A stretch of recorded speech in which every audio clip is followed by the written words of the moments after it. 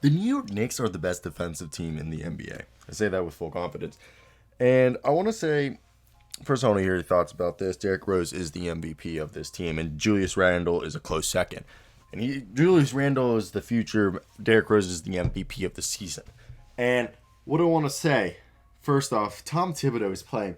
When I played basketball growing up, I had a coach who used to, when we played very tight man-to-man D, sort of how the New York Knicks are playing right now, he called it white on rice defense.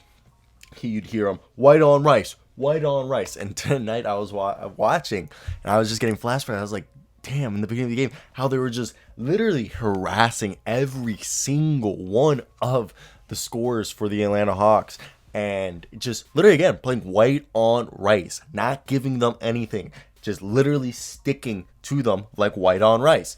And I think that was just, I really think that was the best way to describe how this game went for the New York Knicks defensively against the Atlanta Hawks. And I loved it. I loved every single second of it. And they now tie the series. And one thing is crazy is if you look at the team stats, something that'll actually blow your mind is both teams shot less than 40% from the field. Okay, the Hawks shot 37%, the Knicks shot 38%. Then the Hawks shot 27% from three, and this is one of the better three-point shooting teams in the league. And the Knicks shot 36%.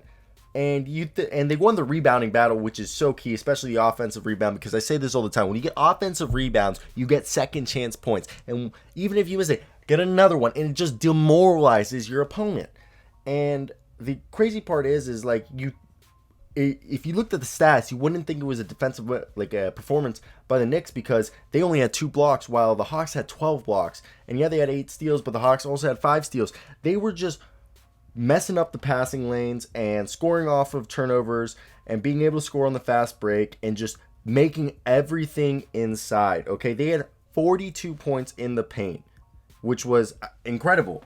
And this is a team that I was really just enjoying watching it and how they were doing. I'm trying to see if there was if I could see the 2-point scoring, but I can't see it right now. I'm not going to go out of my way.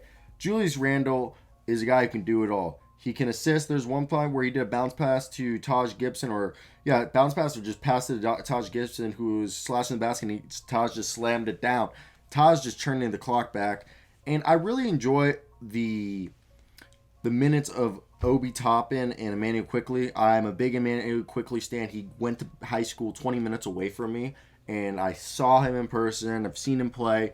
Literally went to John Carroll, which is near Bel Air, Maryland. My parents lived in Phoenix, Maryland. That's where I lived growing up before I went to school out here in Kansas. And Manu Quigley, one of my favorite players. Then you got they both played about 12, 15 minutes a night, and they just come in, get some experience, and then come out. And the rest of the bench, Derrick Rose being the sixth man with his floater game, so explosive, grabbing 4 rebounds, 4 assists, doing a little bit of everything, being the guy who comes off the bench, sets the tone, attacks, makes sure that, hey, I'm the scorer, and he's not the old Derrick Rose. He's this new Derrick Rose who's finessed. He knows how to, get around and finagle.